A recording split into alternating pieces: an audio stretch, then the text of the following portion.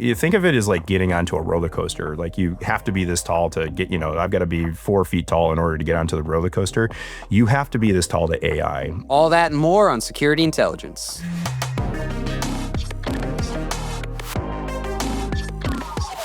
Hello, and welcome to Security Intelligence, IBM's weekly cybersecurity podcast, where our expert panelists turn the biggest industry news stories into practical takeaways you can use. I'm your host, Matt Kaczynski, and even though this episode is coming out on April Fool's Day, we're all deathly serious here about cybersecurity.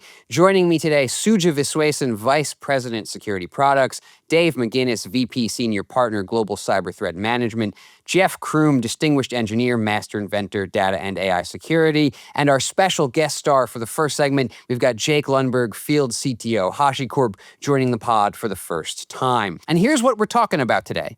Highlights from RSAC, 2026's most dangerous cyber attack techniques, and the LiteLLM breach.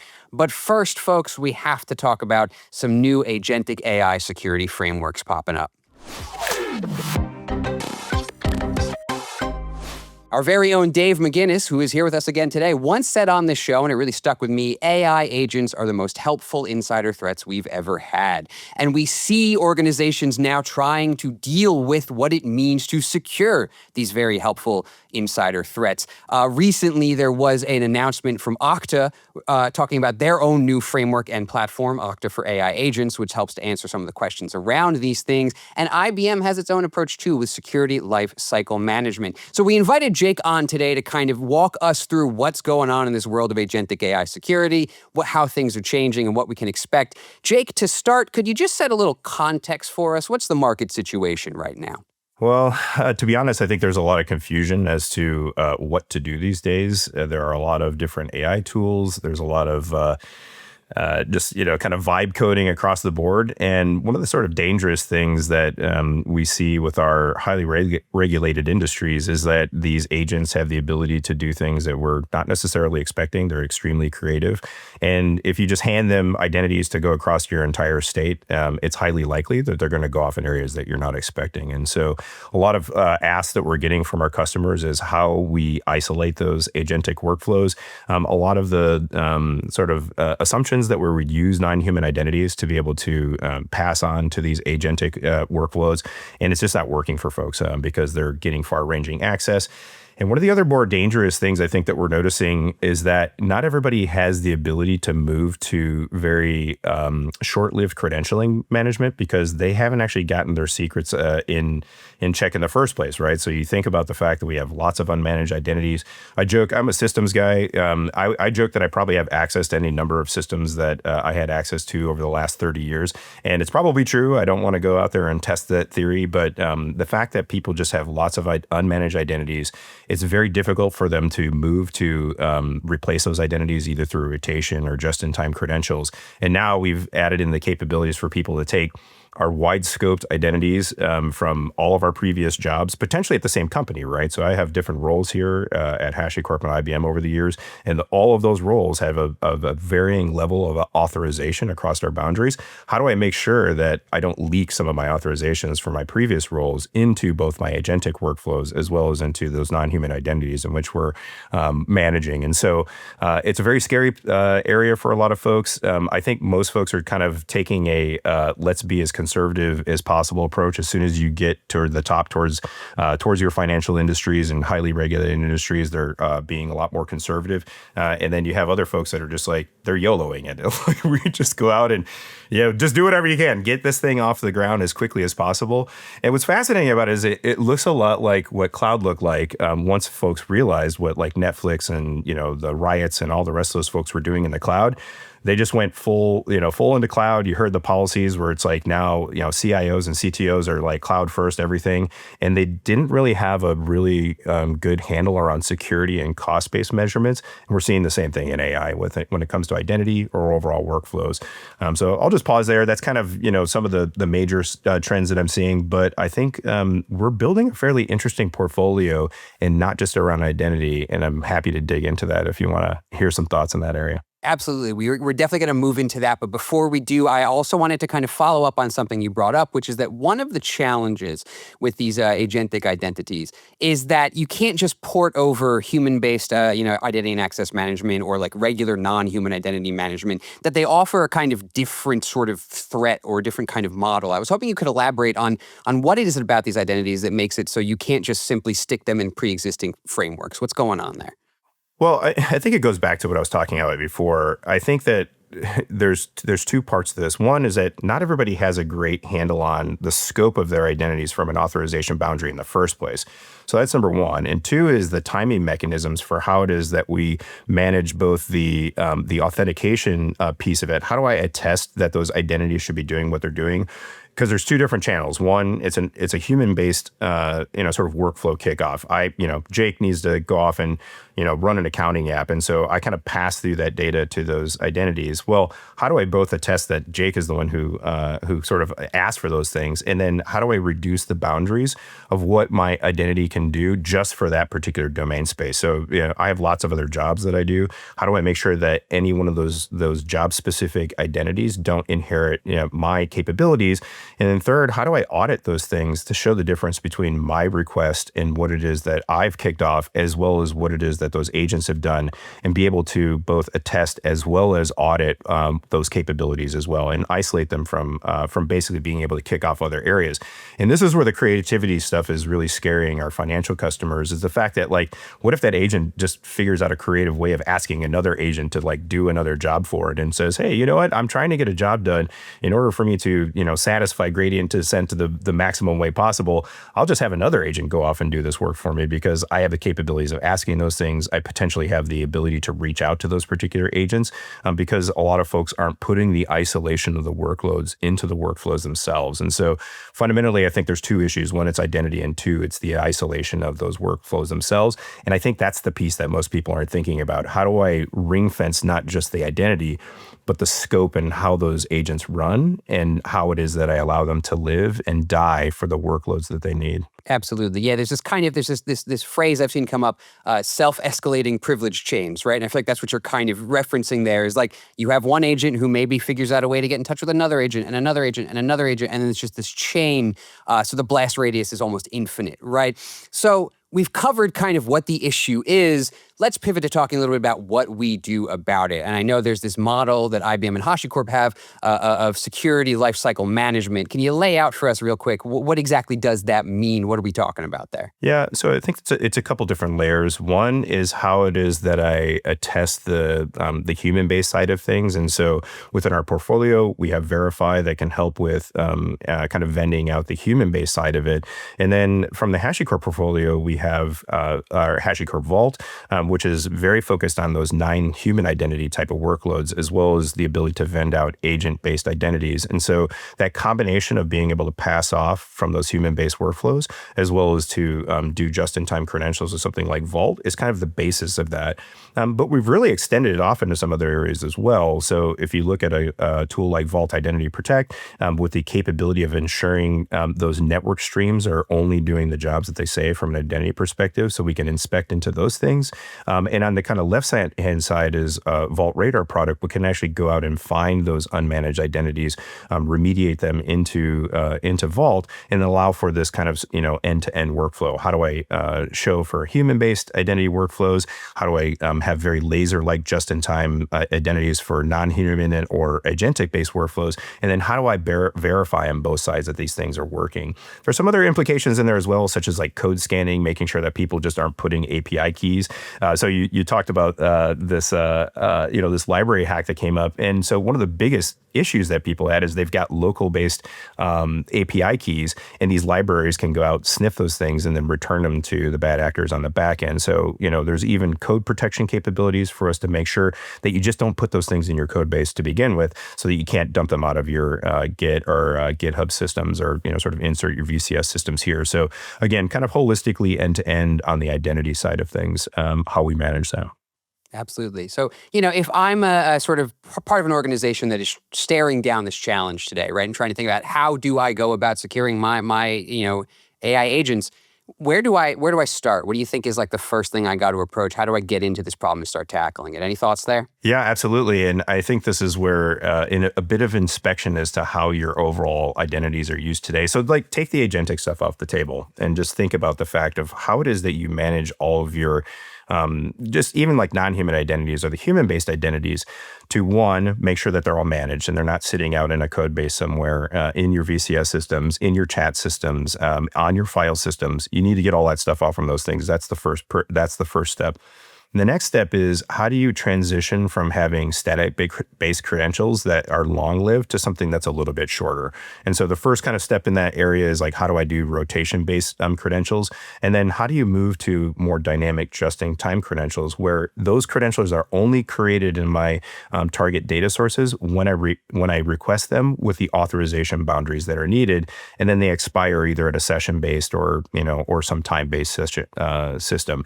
The best case scenario is that you're moving to session-based. So once my session is stood up, I have a just-in-time credential, and as soon as that session is torn down, then I actually get rid of those credentials. So even if it's designed to live for like a day or 2 days, once my session is over, if it only lasted for 5 minutes, remove those credentials from those systems. Another thing that we're having big ask for is like, how do we actually assign those agents some kind of their own identities for kind of long-term management? Maybe like running into like the spiffy area or something like that along those ways could actually be helpful. I'm not sure that's the right answer because fundamentally, I think the second part of this answer is to really think about how it is that you isolate those agentic workflows in the first place. And this is what, we're not here to talk about Kafka. Probably one of the most exciting purchases, I think, that IBM has had, along with HashiCorp, of course, is this idea of Kafka, because we've seen this in other agentic workflows that have been around for a long period of time.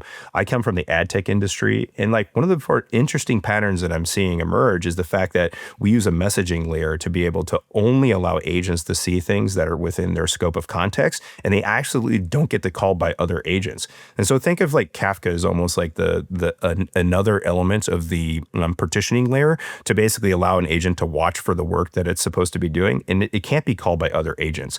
And I think this idea of isolation is really where we're going to see the leverage within our highly regulated industries, because not only do they get to separate the concerns between the requester and the thing that does the work and everything that orchestrates it, but you have artifacts that you can pass over to your auditors.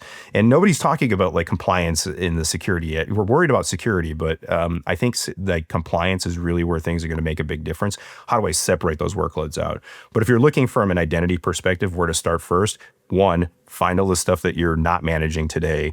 Two, get to the idea of being able to do rotation. And three, focus on ways that you can get to just-in-time secrets. And so that's kind of like the short-term roadmap. The beauty is that we have tooling with our portfolio that allows just for that. The idea is you've got to have the will and the skill in order to like migrate there.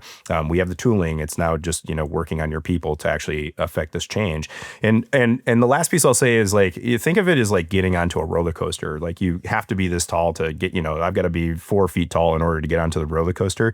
You have to be this tall to AI. And the fundamental pieces that are going to help you protect your environment is really this ability to very quickly both stand up and change those identities in the event that something goes wrong. And, and again, being able to do session management and whatnot. So as you're looking at that height thing, that journey towards very close to just-in-time secrets is really that journey you need to be going on. One thing to add that Jake was pointing out earlier is that, and Matt, you were talking about as well, what applied for human identity doesn't apply for NHI because, and the main reason being, you don't have biometrics and multi-factor authentication and all those things that we had for humans don't apply to agents. That's number one. And the second part is NHI is something, if you're using Vault, you already have NHI, right? What is changing is that it used to be all deterministic. All the work that was done were deterministic. Now it is non-deterministic because of agents. At that point, just enough and just in time and the dynamic rotation, all these things that they have to do, because you cannot just take whatever we did humans and put it there. So you have that, and that's what I think exciting times that we can bring what Verify brings in and what HashiCorp Vault brings in and bring it together and tell the story broadly rather than point solutions. Yeah, that makes a lot of sense, right? It's like a movement from the static kind of NHIs we had to more dynamic ones. And so our approach to, managing their identities and their permissions and their credentials has to move from that kind of static to dynamic. Jake, I really appreciate your time here. Before I let you go, Dave or Jeff, any questions, comments, or concerns you have here about agentic AI security frameworks before we wrap up this segment? Anything to add there, folks? Two quick ones. One, just to build on this, the NHIs, right? All legit points. What we need to build in are things that are actually more human, because that's what the agents and that's what we're teaching them to do, right? So Jake, tremendous example of this agent can't do it, but I have a friend. That agent can go do it, right? Well, how do those two agents learn to trust each other? How do they find each other, right? So right? That's an interesting twist. Go ahead, Jake. I would fundamentally argue that you shouldn't allow them to find each other, right? And this is where the coordination layer becomes so important. And I think this is the mistake everybody is doing, is that they're allowing agents to call agents. There needs to be an intermediary and orchestration layer that allows for you to just dynamically allocate not just the identities, but the workloads themselves. And so if you think about an agent that has a very domain specific job, it does the job and it pops that thing onto a queue somewhere. And, again, Kafka is a great place for this, is that the agents actually they're only looking for the jobs that they need to do. And the orchestration layer goes off and creates those things. And they have very domain specific jobs. They have very ring tight identities in order to do those jobs. And they actually don't even see the other agents.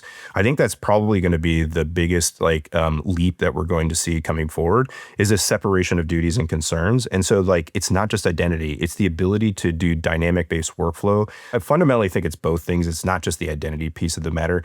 It's the fact that we just need to isolate those workloads and allow a coordination layer to be the thing that either allows or disallows that work. If you allow your agents to reach out and talk to other agents, you've already lost this game, and you're going to end up with these, sort of escalating, confused deputy situations. So just don't allow the deputies to talk to each other, and it's going to make our lives a lot easier. Do you feel that limits the lure and the possibility and the art of what AI is for, what it can do? Well, no, because fundamentally, think about our separations of duties and concerns as human beings, right? So you said something interesting, is that we're bringing the human element to agents. But I mean, we all have different roles here within IBM. My mom's an accountant. My dad's a musician. We all have very different types of capabilities within society. And if we start thinking about agents as being representatives for our particular job function, then how do we isolate those things? How do we create the hierarchies of concerns for allowing agents to do their specialized capabilities, but not necessarily control things in other ways? Yeah, obviously there's going to be managers, but that's that coordination and orchestration function that I think is so necessary there. So again, think separation of duties and concerns. We're going to start seeing a lot more small language models and domain specific models that could even do IoT devices, very, very small models that are embedded in hardware. They're not going to be reaching out to some large language model to do their job. They're just going to do the job that they're capable of doing. Yeah, I think you're going back to design, right? I mean, no one's thinking about, and we talked about this on the pod before, where people are just so excited about what is possible, and they release it, and then they go, "Oops, forgot about," right? So you're just talking about great design, right? Hey, look, if I want this agent to do X, then I'm going to give it the ability to do X, and it can talk to you, and here's its friends, and that's all I want it to do. Those are the guardrails, right? So that's just solid design. That's just unfortunately not where we live today, as the rest of the pod will tell us. If you're doing FOMO engineering, and like I said, we saw this in the cloud, you're just going to blow your organization up. And so the fear of missing out is you're going to be fear of missing out on your revenue targets and your profitability, because your company may not exist anymore. And so as you're trying to think about speed within the market, it's like designing a race car. If you look at an F1, that is a major engineering effort to have an F1 on the track. People are just taking a Yugo and throwing it out there and saying, hey, go 1,000 miles an hour in a Yugo. And guess what? You're going to smash into a wall, and you're going to start losing profits, and your board's going to be asking okay, we asked you to go fast, but we didn't actually smash into the wall. So, be responsible in your engineering efforts, right? As someone who has done identity management back to the days when dinosaurs still roamed the earth, it was interesting, a few things that Jake said that resonated with me. He was talking about how with these non-human identities, with agents, they're short-lived identities. Well, what has been one of the major problems we've had with human identities since the beginning of time is that these identities often outlived the people. In other words, we were really good at giving out credentials and things like that. We were really lousy at taking them back. So this is now the case where we have to, as was said, just-in-time access rights and things of that sort. But the model has always been, regrettably, just in case. It's easier for me to give you all these things just in case you might need them, rather than just in time when you need them, because I don't want you to come back and bug me again. So we've got two mind shift changes that have to happen there. It's got to be, this thing is just, something that comes and goes quickly, which, by the way, can present a challenge in terms of observability and accountability and traceability. If the ID sprung up and then disappeared, and now I want to go back and see, but who did that? Well, it was this agent. Well, but that ID hasn't existed for, many milliseconds already. So those are going to be some interesting challenges. And then ultimately, this one that Dave and Jake were just talking about, where the agents are working with each other, I sense a Bourne conspiracy sequel, the Agent Conspiracy, where they're all working against us. And so now we've got to figure out how to have them work but not work against us. So good luck. It's a fun challenge. We could clearly do an entire episode on this. But first of all, Jake, I just want to thank you again for popping in, for being in this first segment with us. And clearly, we're going to have you back to talk about this more. But thank you so much. Yeah, thanks for having me. I appreciate it. Moving along to our second story for this week, folks. It's the RSAC report back. Now, as you probably know, RSAC 2026 was last week in San Francisco, perhaps the biggest annual cybersecurity conference. RSA brings security pros together from around the world, including, of course, folks from here at IBM. In fact, Dave and Suja were both there, so we're going to get their takeaways from this year's events. Dave, let's start with you. What were some of your highlights from the conference this year? What did you see? What did it get you thinking about? I think AI was a thing. I've yet to figure out what that's all about, but just kidding. It was fun. So last year was a lot of PowerPoints and a lot of we're gonna builds, right? And so this year there were a lot more demos, which is very encouraging. It was fun to see some of these things that we talked about last year, as a community and some of the individual vendors actually come to life. Right, get to watch a demo. I will say that there seemed to be just an explosion of pen test AI, right? Just using AI to either automate, orchestrate, do the whole thing. Which I take the dark side is, well, if we did that as our defenders, what do we think the hackers did? But we'll save that for future topics on the pod here. I thought that was really interesting. The other big takeaway for me, and Suja, would be interesting to see if you had the same one, was that it was all very domain or kind of job role specific, right? There was plenty of moving past just being an agent and being an assistant and moving to agentic, actually getting a goal accomplished. But they were pretty narrow. There were a couple. I mean, we were extremely broad. IBM did a big thing, but that's a whole nother story. Happy to go into it, but it was kind of like, hey, we do this with agentic AI, and it's like, great. I have 100 things to do, but you'll do one of them. That's cool. And then I had to go to somebody else to do another one. It just so I think as an industry, we kind of went from drawing board. We're proof of valuing, proof of concepting, but we don't have a ton of integration. Like I said, orchestration was not a big theme that I saw.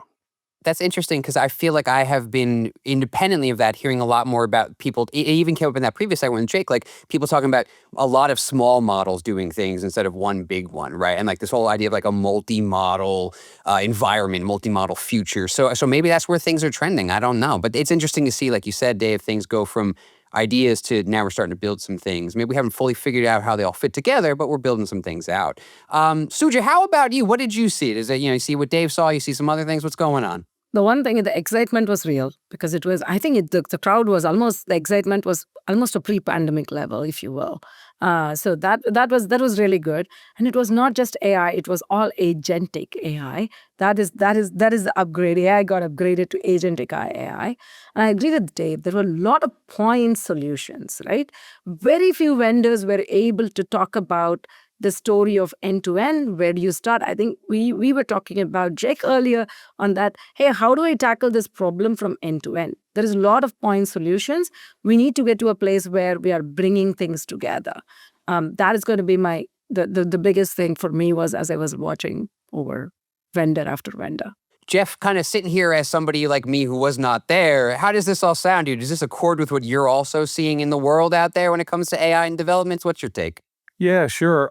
First of all, small models are just the models that try harder. So hopefully we can get more out of them. And hopefully that will help us actually be able to scale this stuff better without destroying the planet at the same time. I actually sort of attended RSAC and not, because a colleague made a deepfake of me and used it in his presentation. So my deepfake attended the conference, and I'm waiting to get a report whenever he gets back and tells me what a great time we had. You're living in the future. While we weren't there. You're living in the future, Yes. Jeff. You're sending your digital twin places. The rest of us really Yes. dream of this right now. Exactly right. And I'm wanting to see the expense report when he gets back. Yes.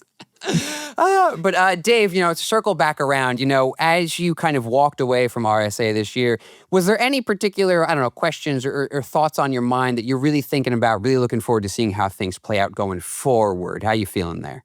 I like the going forward, right? Like, I mean, this is how we solve problems, right? I mean, this is too much, but I can do this, right? And if you got a bunch of people doing all of the rest of the things, now you get into, well, we talked about it in the previous segment, right? Like, how do I get those things to talk to each other to achieve the ultimate goal, which is solving this bigger problem, right? So that's encouraging. That was one. I think the second thing that was really encouraging was the number of people that have been successful, right? I mean, last year, I'm not kidding. Like, I saw more PowerPoints than I think I've ever seen at a trade show. Like, why am I at your ped and you're showing me a PowerPoint? Like I want to see it work. Like, oh, well, we don't, right? And then when you would push on things, right? Like, well, what's the model behind it? And then they look at you like, model? Like, okay, that's not real, right? This year, right? Like, almost everybody I talk to, right, like really switched on, understands kind of like the core of what AI actually is, how do you use it, the benefits, maybe not all of the pitfalls, which is probably, evident from our chat with Jake. But, in this world of like kind of there's like AI for security and then securing AI, there was a lot of stuff in the AI for security. And I think that's very encouraging. I'm of course always the proponent here around like, yeah, we need more AI. Let's keep going, right? We'll figure it out. Let's go.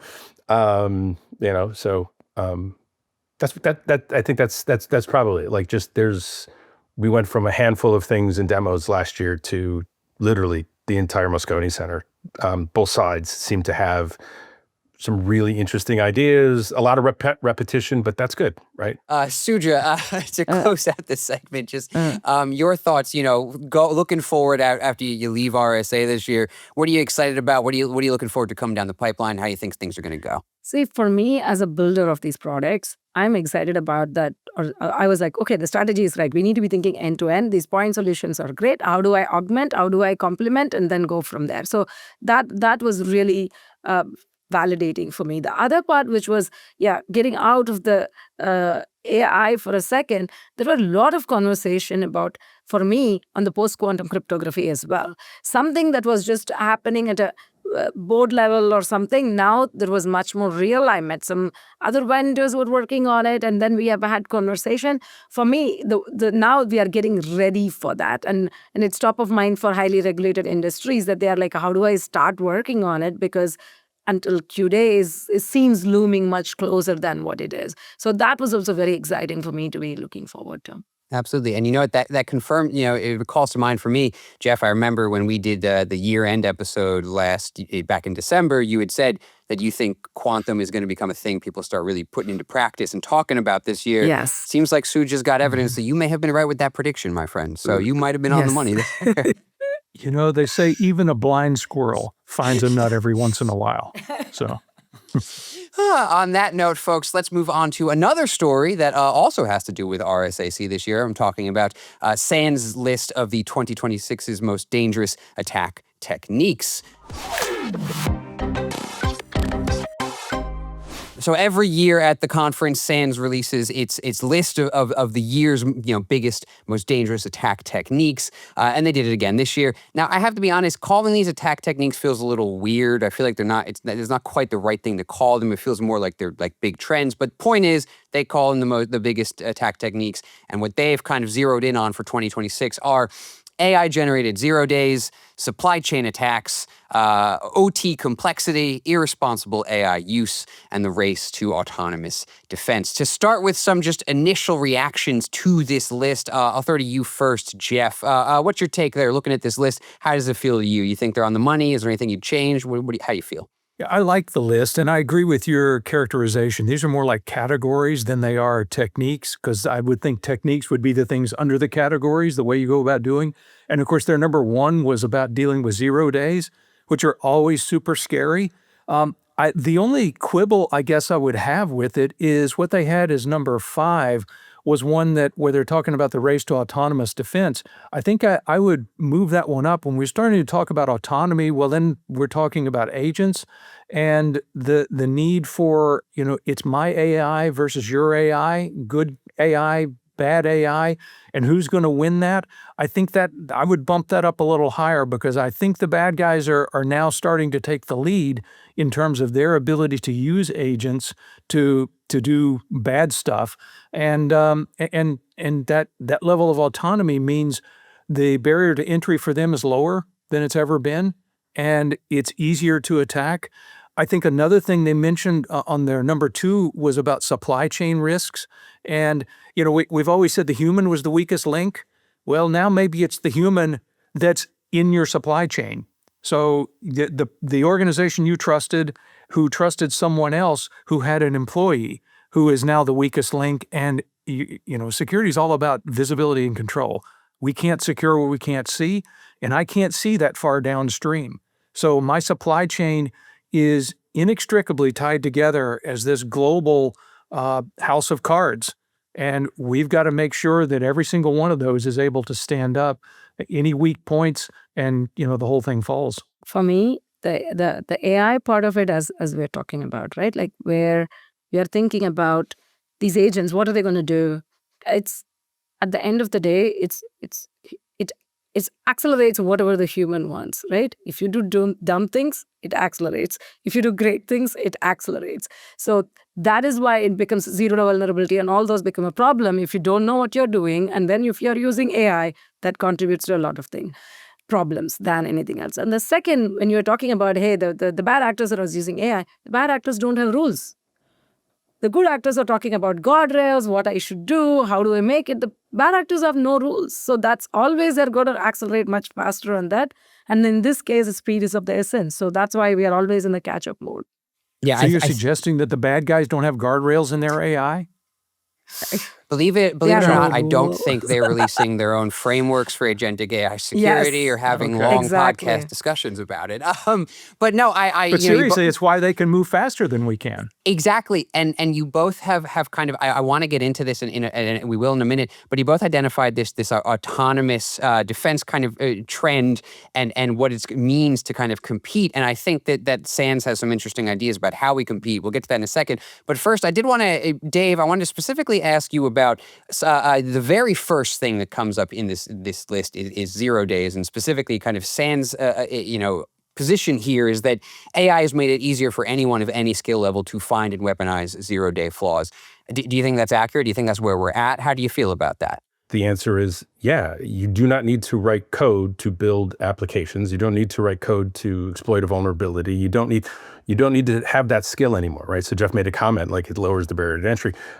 Yeah, as low as it's going to get, right? I mean, can you speak? Okay, then you can build an agent. What do you want that agent to do?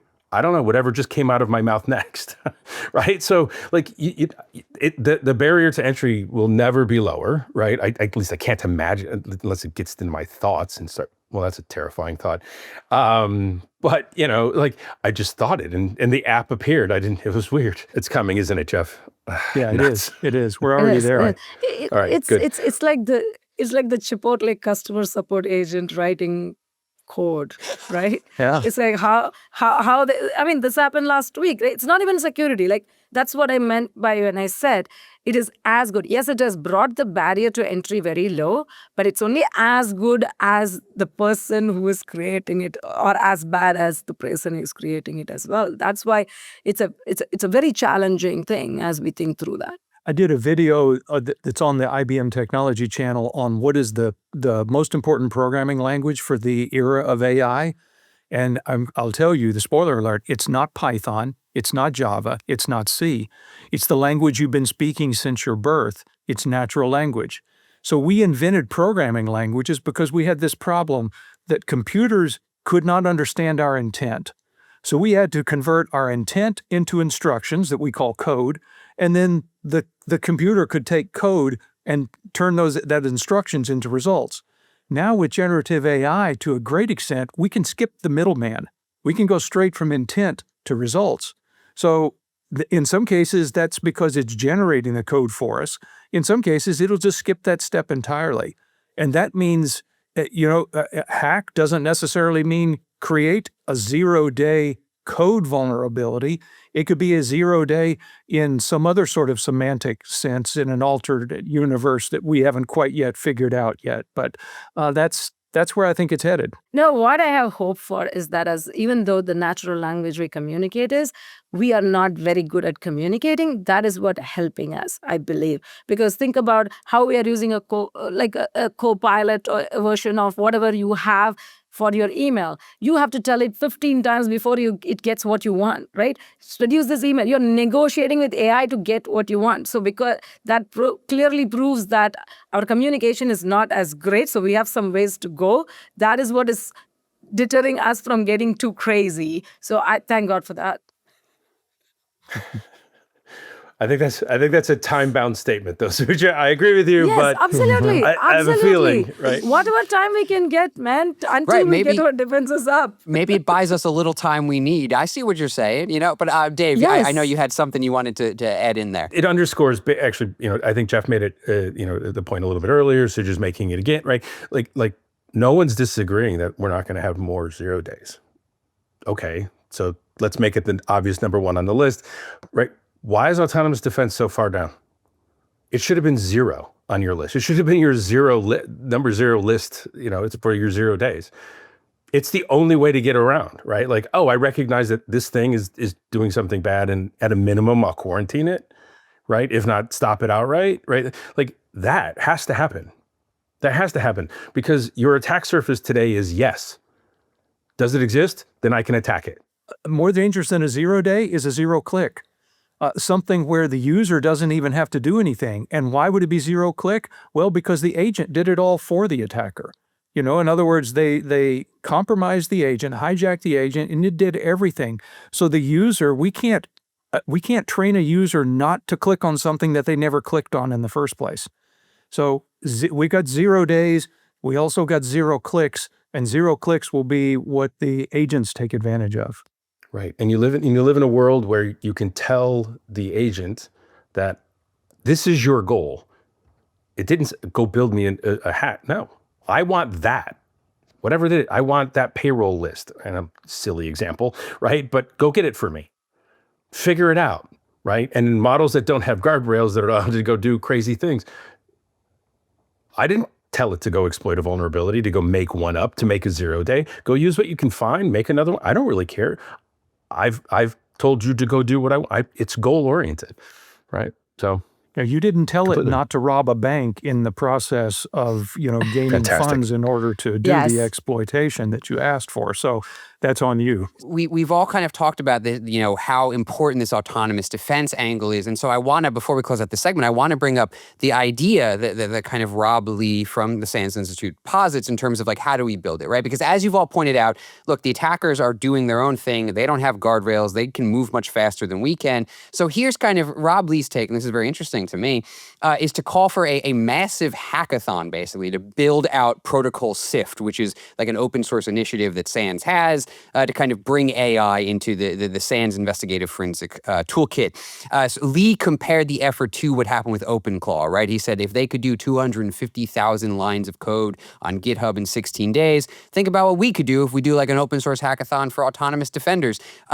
Jeff, what do you think about this approach? Do you think this is how we build out these capabilities? How do you feel about this? I think it's definitely bold, but what's your take? Yeah, I think it's going to be agents or us.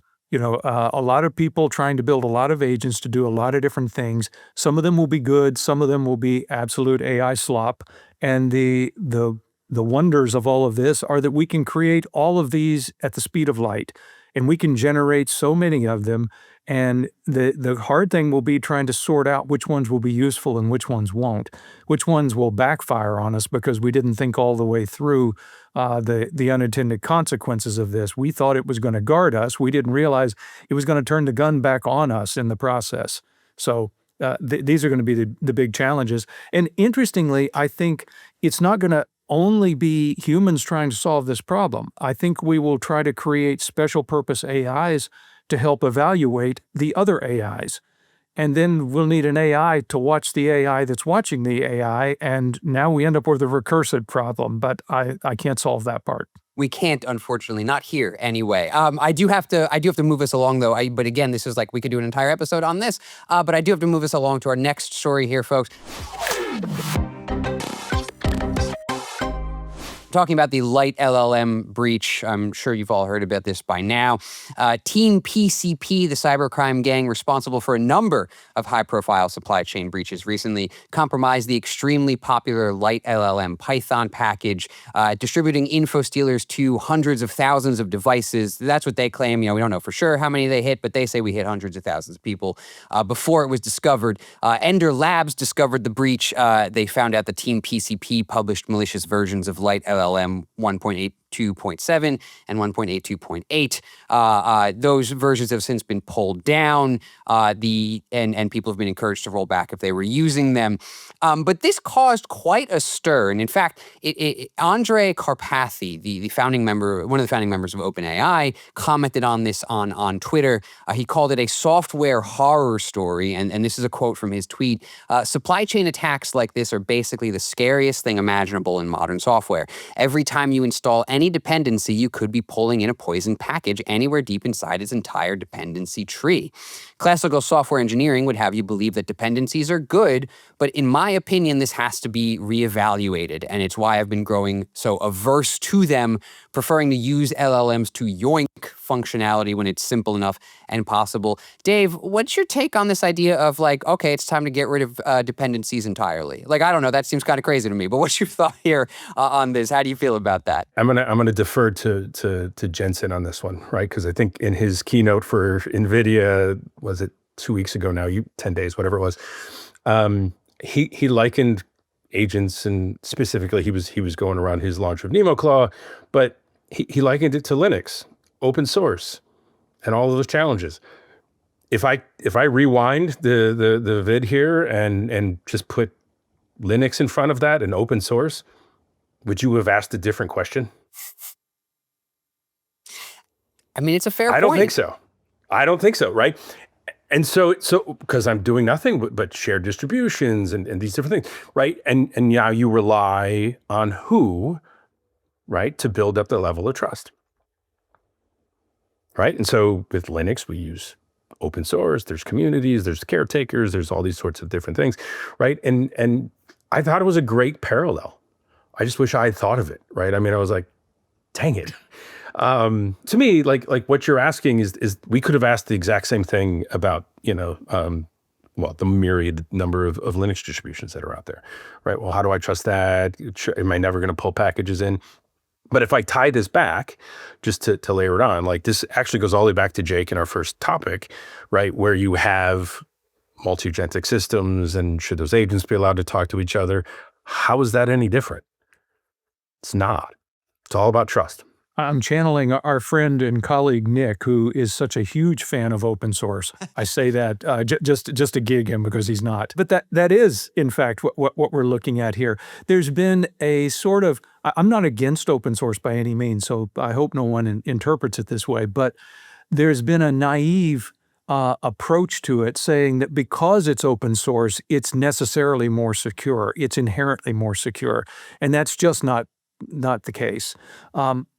That might be the case if we were talking about 100 lines of code and we could have thousands of people examine it and really beat it up. But we've got systems that are way too complex and we don't have nearly enough eyeballs and nearly enough attention to be able to really vet all of these things. So the notion that just because it's open source means everyone has inspected it, that's just not true. There's way more lines of code than we'll ever have time to be able to inspect.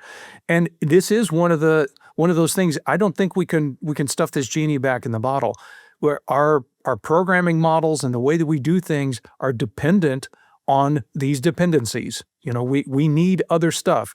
Our systems are too big. We're not ready to go back to where everyone's writing every line of code themselves. I mean, now we're going to be looking back at the video game analogy would be we're playing Pong again.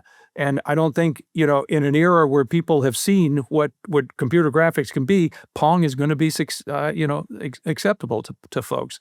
So it's going to be, again, I suspect that AI has created some of these problems for us. We're going to use AI to at least mitigate some of it. It won't solve it, but we could use another AI that's looking at these things, looking for vulnerabilities and uncovering them for us. And it will be an assist. It won't be a solution, but it will at least tip the scales a little bit in our direction.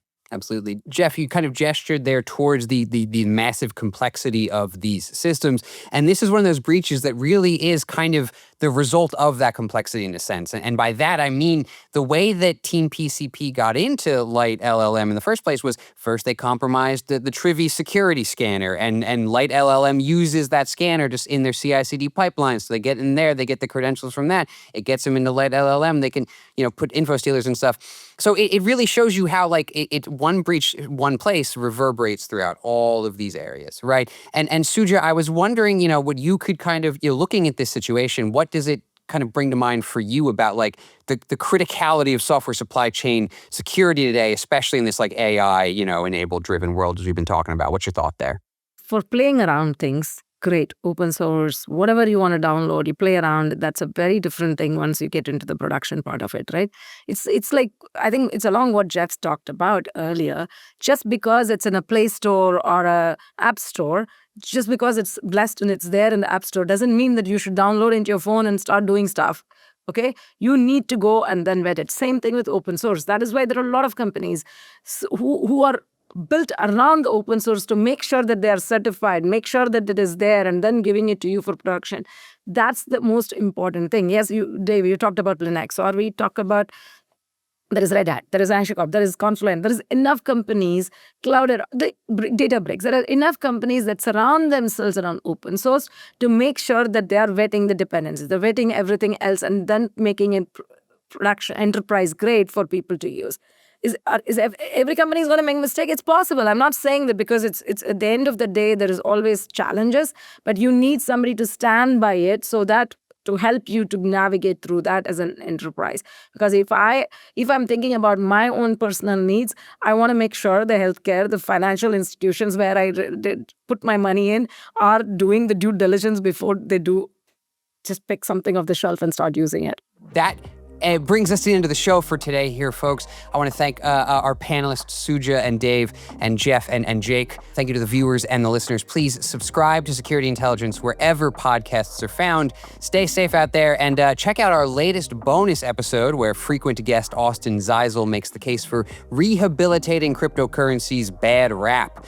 We usually associate cryptocurrency with cybercrime and scams, but Austin argues kind of compellingly, if you ask me, that the blockchain could play a key role in making zero trust Distrust of Reality. That episode is available now on Spotify, Apple, and all the usual audio platforms, so go check it out, folks.